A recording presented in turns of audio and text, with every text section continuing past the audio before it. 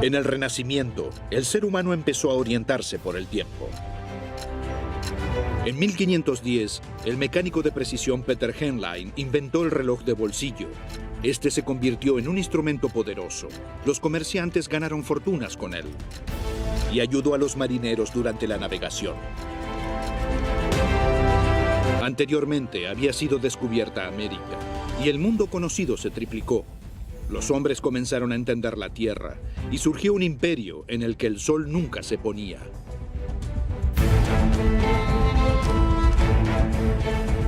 Todo esto el hombre debe agradecérselo al tiempo portátil.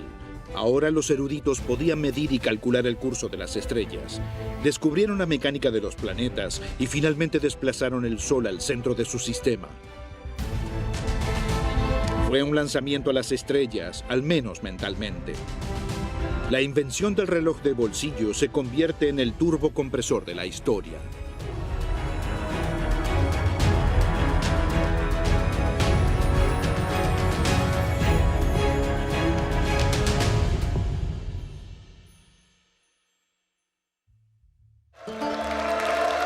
Florencia, 1504.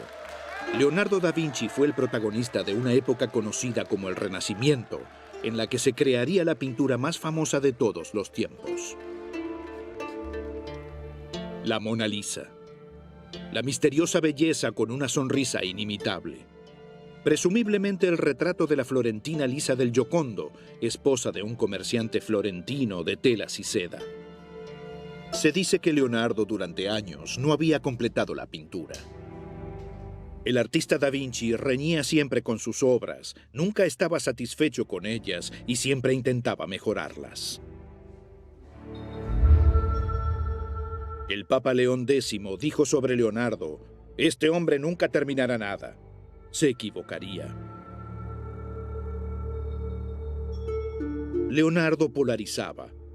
Fue descrito como presumido, como exageradamente vanidoso, un narcisista que no ocultaba su homosexualidad, en una época en que los homosexuales eran castigados con la muerte en la hoguera. Leonardo da Vinci es considerado el mayor genio universal de todos los tiempos. La estrella del Renacimiento fue mucho más que solo un artista. Fue arquitecto, anatomista, escultor, inconformista, matemático, inventor y artista.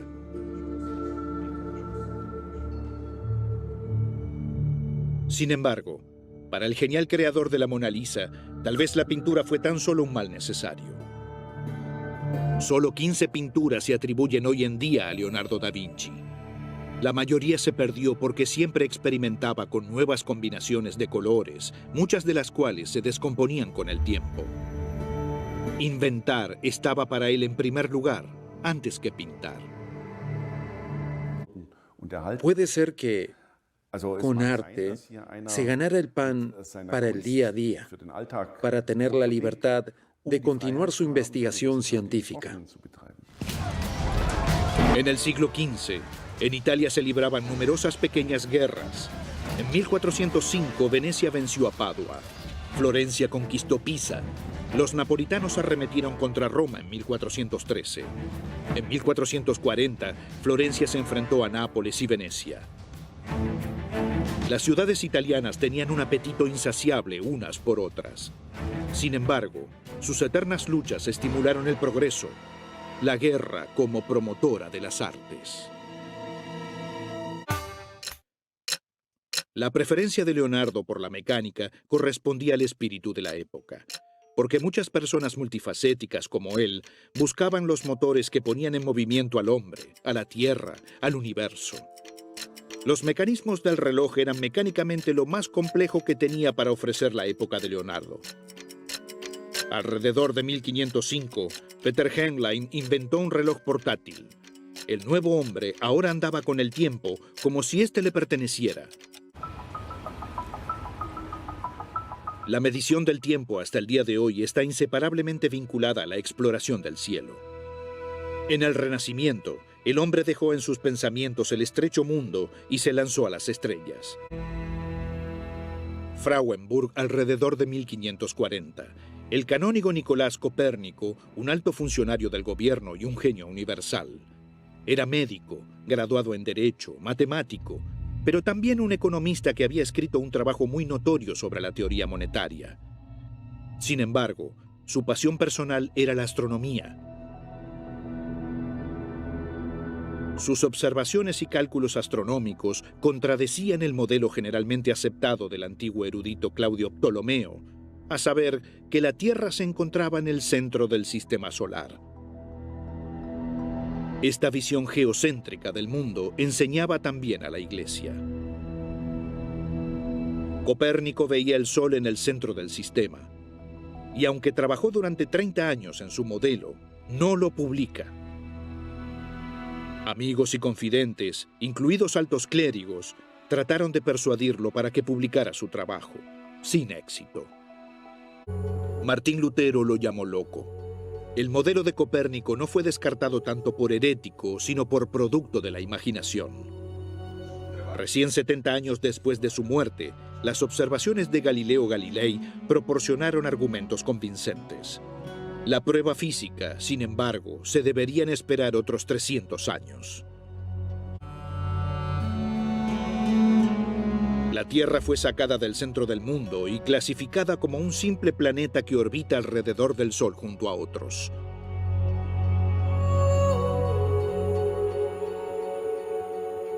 Copérnico reconoció que la impresión de que las estrellas se movían en el cielo se debía a la rotación de la Tierra alrededor de sí misma. Todas las órbitas rodean al Sol, por lo que el centro real del mundo tenía que estar cerca del Sol. Los métodos de trigonometría son la clave para nuevos caminos. La búsqueda de nuevas rutas comerciales llevó también a los exploradores hacia nuevos destinos. En términos modernos, buscaban maximizar el beneficio. A los hombres del Renacimiento los impulsaban preguntas completamente nuevas. ¿Qué hay más allá de las fronteras del mundo conocido y cómo llegó allí?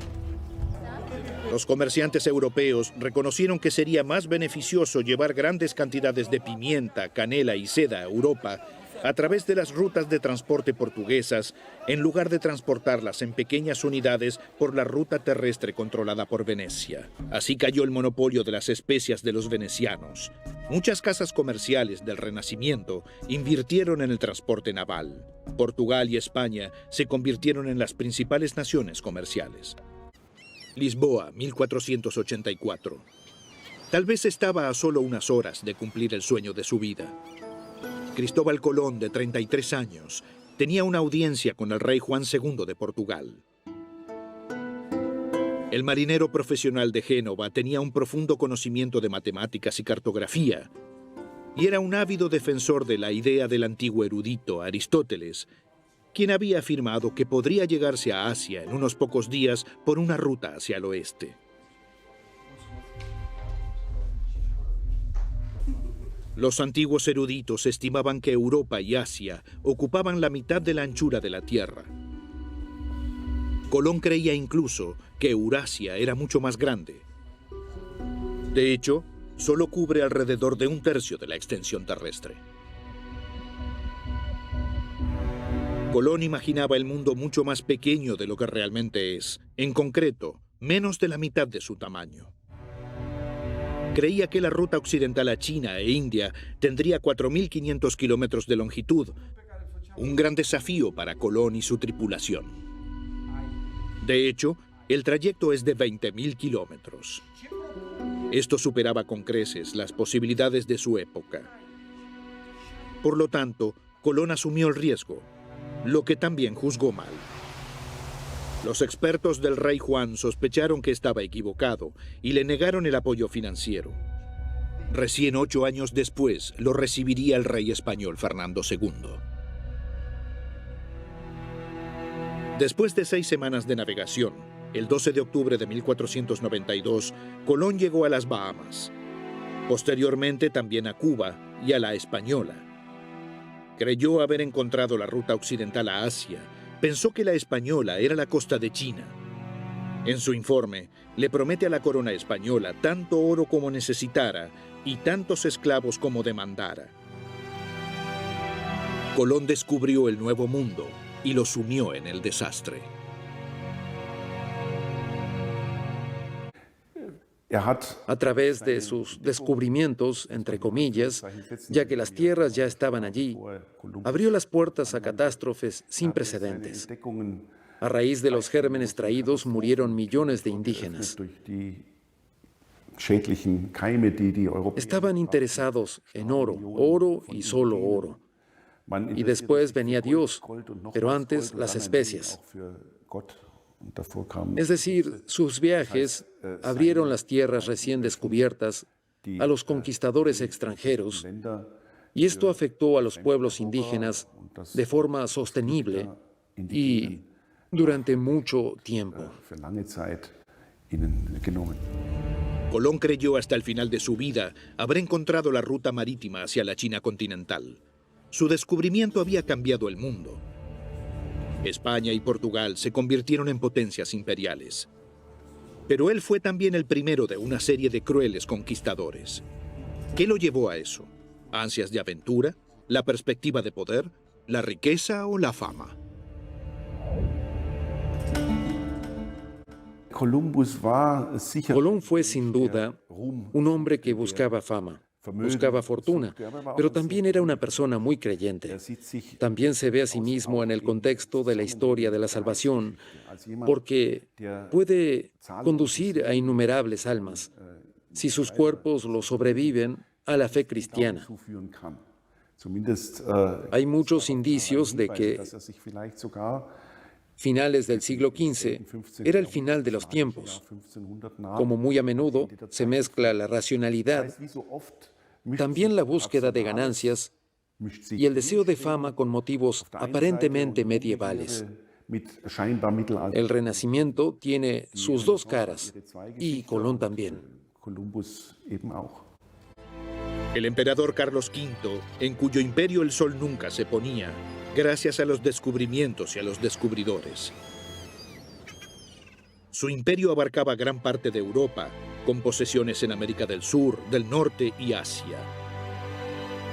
Cuando se ponía el sol en la Ciudad de México, en Manila, las Filipinas, era pleno día.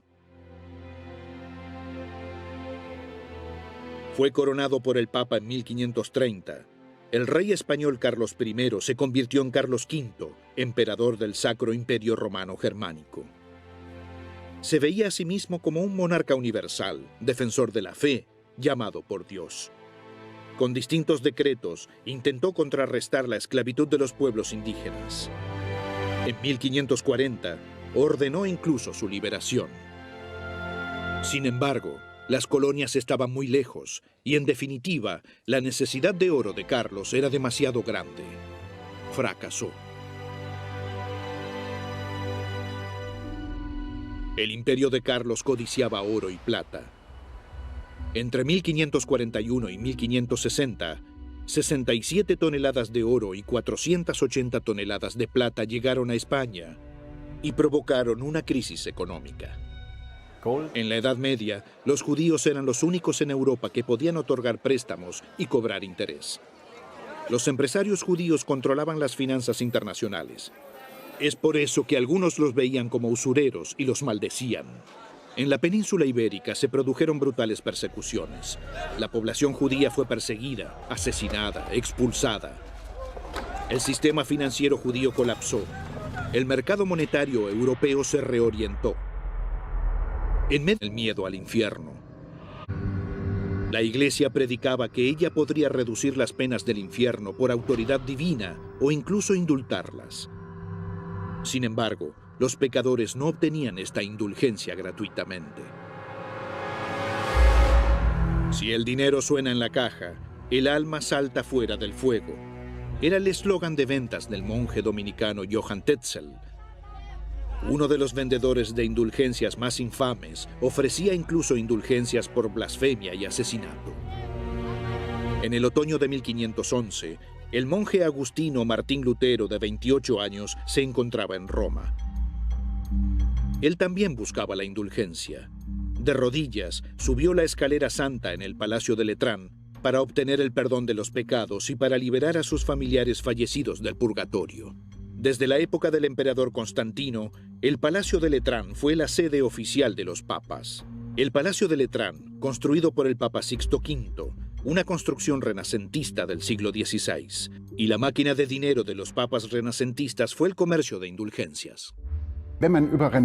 Cuando hablamos de los papas del Renacimiento, a menudo escuchamos historias terribles y tenemos la impresión de que ellos desencadenaron la reforma con su comportamiento amoral. Esa es una imagen muy unilateral. Eran modernizadores, eran hombres del Renacimiento, eran príncipes que, de acuerdo con los estándares europeos de ese momento, gestionaban una corte. En 1508, el Papa Julio II le encargó a Miguel Ángel Buonarroti, de 33 años, los frescos de la Capilla Sixtina. Sin embargo, Miguel Ángel no quiso. La pintura no habría sido su fuerte, se veía sobre todo como escultor. No obstante, Giulio, más bien un guerrero que un hombre de Dios, se impuso. Miguel Ángel solicitó libertad artística. «Haz lo que quieras», respondió Giulio. Un fresco de 520 metros cuadrados para ser pintado de cabeza. Un tormento y un trabajo titánico al mismo tiempo.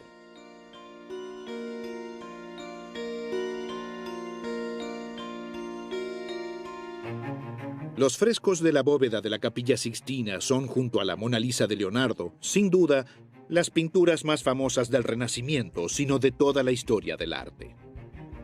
Y la interpretación de la creación de Adán, la obra de arte más reproducida del mundo. Un Dios que se aproxima a los seres humanos como una tormenta.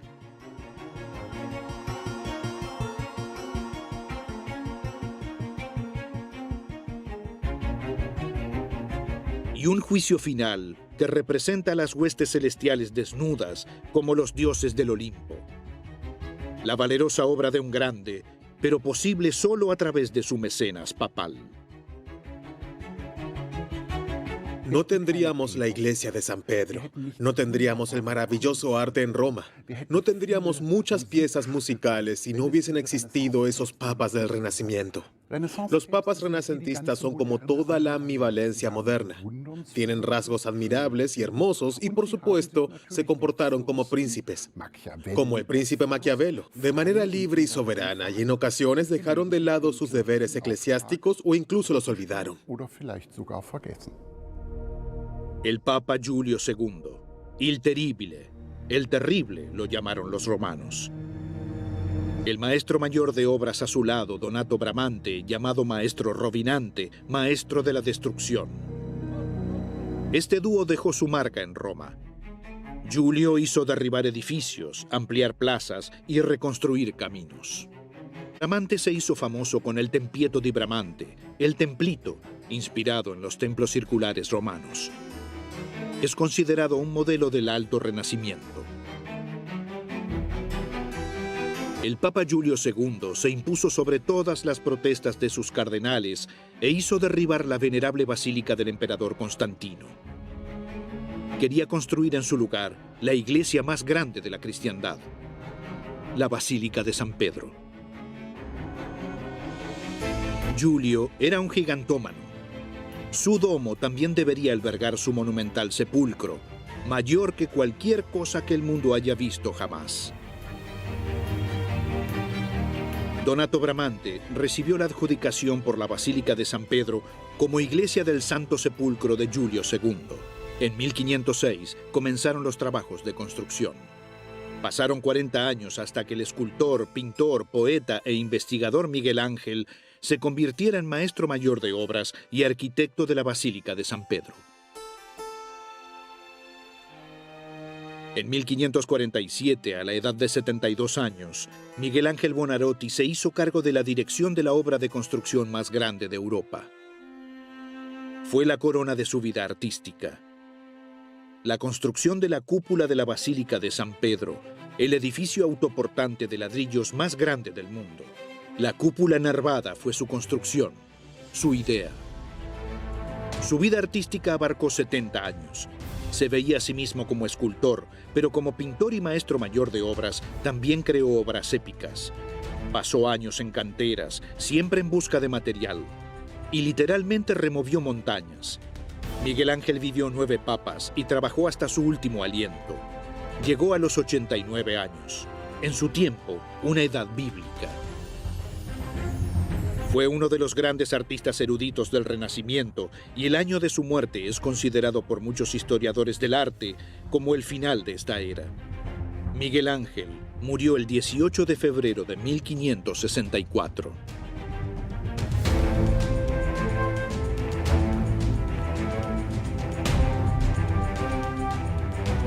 Sin embargo, esta obra maestra del renacentismo también fue financiada por el miedo, el temor de los cristianos al castigo del infierno.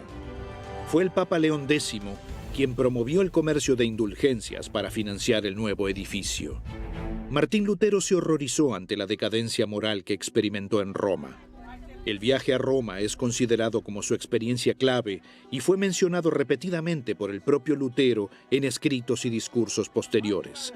Lutero denunció el comercio de indulgencias. Las indulgencias se convirtieron en sinónimo de la decadencia, la codicia de la Iglesia y de sus papas, y la chispa inicial de un evento que pasaría a la historia como la Reforma. Un monje insignificante desafió al emperador y al papa y dividió a la Iglesia.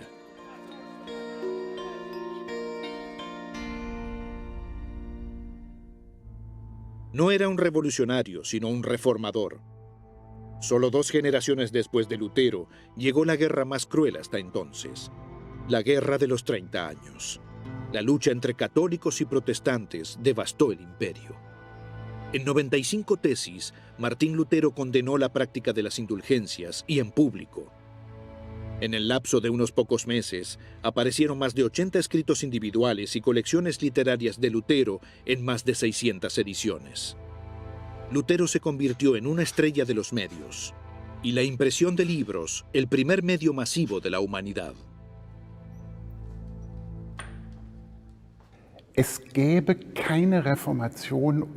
No habría reforma sin los medios de comunicación masivos del siglo XVI. Martín Lutero escribió tesis sobre un problema teológico relativamente arbitrario, la indulgencia. Pero estas tesis en pocas semanas se difundieron y se leyeron en prácticamente todo el sur de Alemania. Fue la imprenta, fueron los volantes y pequeños folletos que circularon por todo el imperio y más allá. Y movilizaron a las personas.